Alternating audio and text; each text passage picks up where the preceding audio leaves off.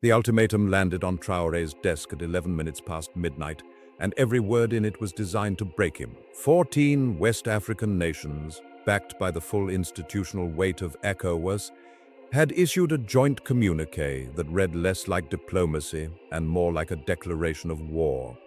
Economic blockade, asset freezes, travel bans on senior officials, the suspension of all financial transactions through regional banking networks. And buried deep in the final clause, a phrase diplomats had been whispering about for weeks, but nobody believed would actually appear in writing: the authorization of standby military force. The message was blunt. Burkina Faso had 72 hours to reverse course, sever its deepening alliance with Mali and Niger, and submit to the authority of the regional bloc, or face consequences that would, in the words of one ECOWAS commissioner, make previous sanctions look like a gentle suggestion. Ibrahim Traoré read the document once, set it down, and did something that stunned every advisor in the room. He smiled, not because the threat was empty, it wasn't. ECOWAS had already demonstrated its willingness to act, having frozen Mali's assets months earlier and imposed crushing trade restrictions on Niger after its own political transition. The sanctions against those two nations had caused genuine pain, disrupting supply chains, inflating food prices, and isolating their governments from international credit lines. The machinery of economic punishment was real, tested, and ready to be deployed against Ouagadougou with devastating speed. No, Traoré smiled because the ultimatum confirmed something he had suspected for months. The regional bloc wasn't acting out of genuine concern for democratic governance or stability. It was acting out of fear.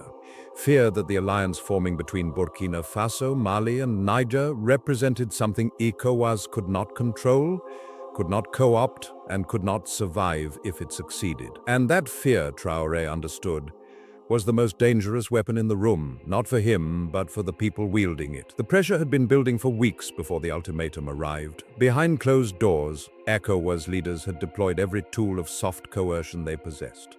Personal phone calls from heads of state urging Traoré to reconsider his partnerships. Diplomatic envoys arriving in Ouagadougou with carefully worded proposals that amounted to the same thing: abandon Mali and Niger, return to the fold, and all would be forgiven. Yes, sir, one envoy, sent by a coastal nation whose president had long enjoyed close ties to Paris, went so far as to offer Traoré a private assurance. If he distanced himself from Bamako and Niamey, certain Western development funds would be quietly redirected toward Burkina Faso. Infrastructure projects, budget support, military equipment. The implication was unmistakable. Compliance would be rewarded with cash. Defiance would be punished with isolation. Traoré listened to every envoy, he received every call, he read every proposal. And then he rejected them all, not with anger, not with theatrics, but with a single question that none of them could answer. If ECOWAS exists to protect the sovereignty of its member states, why is it demanding that I surrender mine? That question became the fault line of the entire crisis. Because the truth was that ECOWAS, for all its rhetoric about democratic norms and constitutional order, had been selectively enforcing those norms for years. Nations whose leaders had amended constitutions to extend their own terms in office faced no sanctions. Countries where elections were marred by credible allegations of fraud received congratulatory statements rather than ultimatums. The bloc's machinery of enforcement activated only when a government's actions threatened the geopolitical interests of its most powerful members, or, more precisely, the interests of the external powers those members were aligned with. Traoré saw this with crystalline clarity. The alliance between Burkina Faso, Mali, and Niger was not merely a military or political partnership. It seems it was an assertion of sovereignty that challenged the entire post-colonial architecture of West African governance, a system in which regional institutions often functioned less as instruments of African unity and more as mechanisms for maintaining the strategic influence of former colonial powers. By siding with Mali and Niger, Traoré was not simply choosing allies, he was choosing a principle. And that principle, more than any military pact or trade agreement, was what ECOWAS could not tolerate. The 72-hour clock began ticking, and the pressure became physical. Within the first 24 hours, two major international banks with operations in Burkina Faso received quiet instructions to begin contingency planning for the suspension of correspondent banking relationships. If those relationships were severed, yes, Burkina Faso's ability to conduct international trade, process remittances from its diaspora, and service its external debt would be crippled almost overnight. Traoré's finance minister brought him the assessment personally, and for the first time the numbers were stark enough to make anyone flinch. Remittances alone accounted for a significant percentage of household income in rural areas. Cutting them off would not just embarrass the government, it would starve families. The minister asked the question that was on everyone's mind: was the alliance with Mali and Niger worth this? Traoré's answer was immediate, and it reframed the entire calculus. The question is not whether this alliance is worth the cost of sanctions, he said. The question is whether our sovereignty is worth defending even when it is expensive. Because if we submit now, we will never be asked again. We will simply be told. But Traoré was not merely defiant. He was strategic. Even as he refused to buckle, he was already executing a plan that had been months in the making, a plan that his adversaries, fixated on their own leverage, had entirely failed to anticipate. In the weeks before the ultimatum, Traoré had quietly dispatched economic and diplomatic teams to 3 continents. In North Africa, Burkina Faso had opened discussions with Algeria about alternative energy supply arrangements and transit corridors that would bypass ECOWAS-controlled trade routes. In the Gulf, conversations had begun with sovereign wealth funds about investment frameworks that operated entirely outside Western banking infrastructure. And in Asia, the Traoré's representatives had met with officials from nations eager to expand their economic footprint in the Sahel, nations that viewed ECOWAS sanctions not as a deterrent but as an opportunity, a chance to enter markets from which European and American competitors had just voluntarily excluded themselves. Traoré understood something fundamental about sanctions that many of his adversaries did not. Sanctions work only when the target has no alternatives. His entire diplomatic strategy for the preceding months had been dedicated to ensuring that Burkina Faso would have alternatives, not eventually, not theoretically, but immediately, the moment the economic screws began to turn. And then came the twist that nearly upended everything. 41 hours into the 72-hour window, was intelligence reached Traoré's security team that a faction within his own government was preparing to move against him. The details were fragmentary but alarming. A small group of senior military officers, some of whom had served with Traoré during the earliest days of the transition, had been in quiet contact with ECOWAS intermediaries. The arrangement was straightforward. If these officers removed Traoré and installed a more cooperative leadership, the sanctions would never be imposed. The transition would be recognized. International support would flow. The officers involved were not ideological opponents. They were men who had fought beside Traoré, who had believed in the same vision of sovereignty and self-determination. But the economic pressure had gotten to them. They had families, and they had seen what sanctions had done to ordinary people in Mali and Niger. And they had been offered a way out, a way that required only one thing: the removal of the man who refused to bend. Traoré learned of the plot not through electronic surveillance or informants, but through something far simpler and far more revealing. One of the officers involved came to him directly. This man, a colonel who had been at Traoré's side during the most dangerous moments of the transition, walked into his office unannounced, placed his sidearm on the desk, and told him everything. The names, the timeline, the ECOWAS contacts who had facilitated the discussions, the promises that had been made. And when Traoré asked why the colonel had chosen to reveal the plot rather than carry it out, the answer was disarming in its simplicity. Because you were right, Captain. If we remove you to avoid sanctions, we prove that sanctions work. And if sanctions work, they will use them again and again and again until there is nothing left of us to sanction. What Traoré did next defined the entire crisis. He did not arrest the plotters. He did not purge the military command. He did not make a single public statement about the conspiracy. Instead, he summoned the officers involved to a private meeting, and he did something that no one, least of all the ECOWAS strategists who had engineered the plot, expected. He forgave them, not with weakness, not with naivete, but with a clarity that left every man in the room shaken. He told them he understood the pressure they were under. He acknowledged that the economic pain was real, and that their families would suffer. He did not pretend that his path was easy or that the consequences of defiance were abstract, but he asked them a question that none of them could answer without confronting their own conscience. If we betray our own sovereignty to avoid hardship, what exactly are we saving? A country that exists only at the pleasure of those who threatened it? Is that a country worth governing? Every officer in the room chose to stay. Not because they were afraid of what Traore would do if they didn't, but because in that moment they recognized that the man standing before them was not clinging to power. He was clinging to a principle, and that principle was the only thing that gave their authority any meaning at all. The 72 hours expired, and ECOWAS formally announced its sanctions package against Burkina Faso. Travel bans were imposed on senior officials. Asset freezes were activated. Financial transaction restrictions went into effect through regional banking channels. The international press reported it as a decisive blow. Headlines framed it as isolation, as punishment, as the beginning of the end for Traore's government.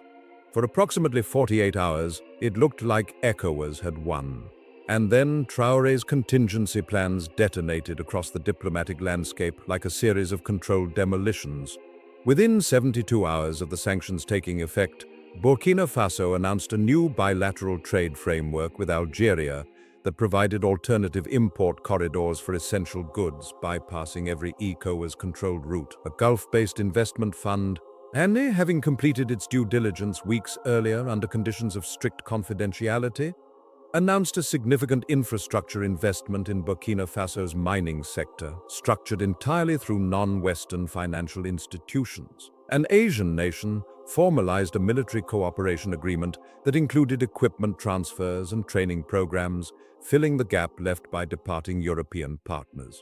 And most devastatingly for ECOWAS, the governments of Mali and Niger issued a joint statement announcing that the three nations were formalizing their alliance into a new confederation, the Alliance of Sahel States, with integrated defense arrangements, shared intelligence protocols, and a unified economic framework designed to function independently of ECOWAS infrastructure. The sanctions, rather than isolating Burkina Faso, it had accelerated the very thing they were designed to prevent. The alliance was no longer an informal partnership, it was an institution. And it was an institution that by its very existence posed an existential question to ECOWAS itself. If 3 of its member states could build a functional alternative, how many more might follow?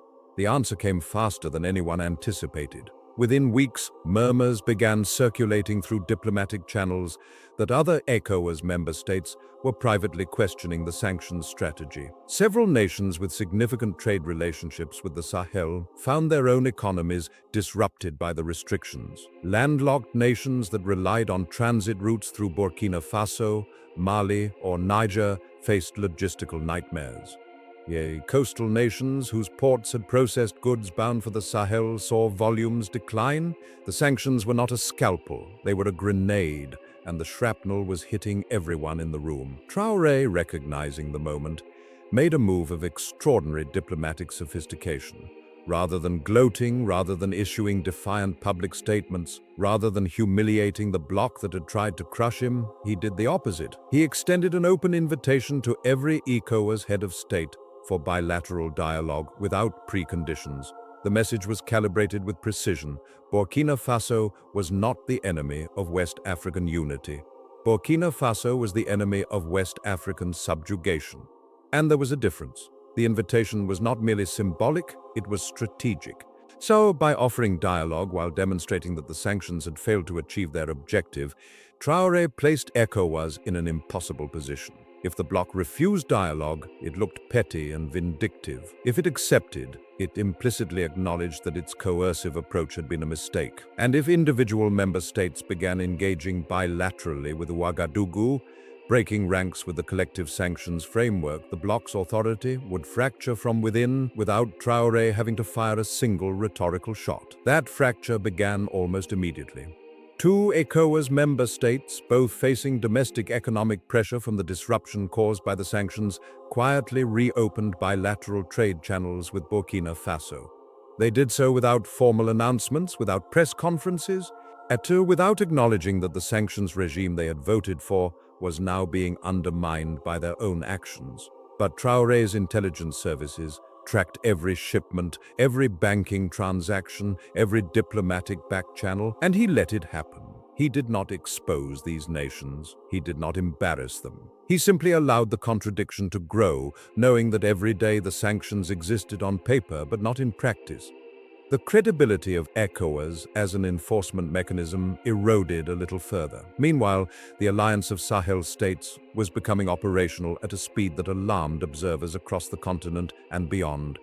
Joint military patrols along shared borders began within weeks. Intelligence sharing protocols designed to counter the armed groups that had destabilized the region for years produced actionable results almost immediately. A coordinated operation along the Mali-Niger border, utilizing shared intelligence and joint command structures, dismantled a significant logistics network that had supplied extremist fighters for over a year. The success was not theoretical, it was measurable, and it demonstrated something that no ECOWAS communiqué could refute.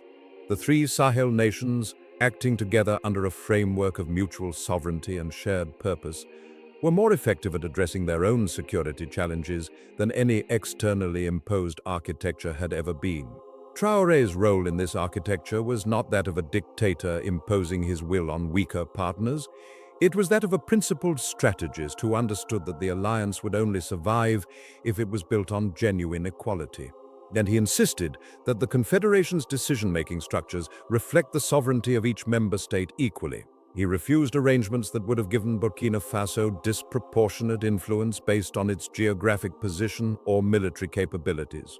When advisors suggested that Ouagadougou should serve as the permanent seat of the alliance's institutions, Traoré proposed a rotating arrangement instead, ensuring that no single capital could be perceived as dominant. This was not humility for its own sake, it was strategic genius.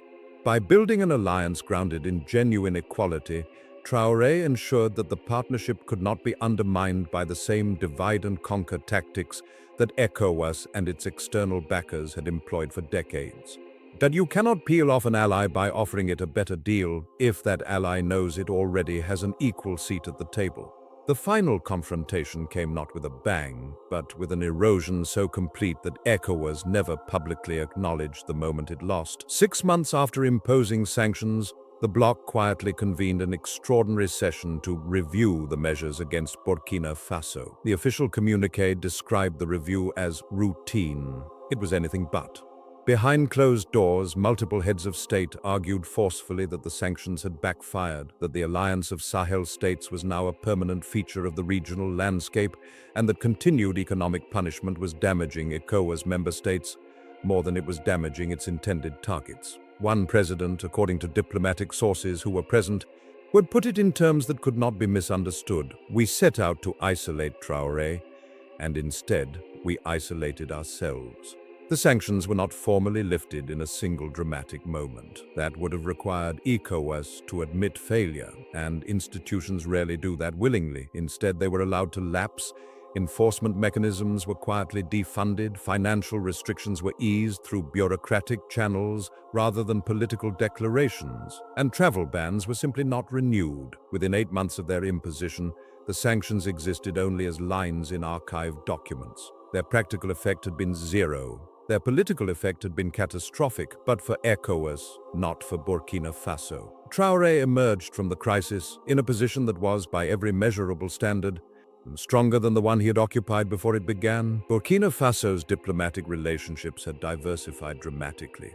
Its economic dependencies on any single bloc or institution had been reduced. Its military partnerships had expanded, and its position within the alliance of Sahel states gave it a voice in regional security that ECOWAS membership alone had never provided. More importantly, the principle that Traoré had staked everything on, the principle that African nations had the right to choose their own partners, build their own alliances, and define their own security architectures without external permission, had been tested under the most extreme pressure available and had held. But perhaps the most revealing measure of Traoré's victory was not geopolitical, it was personal.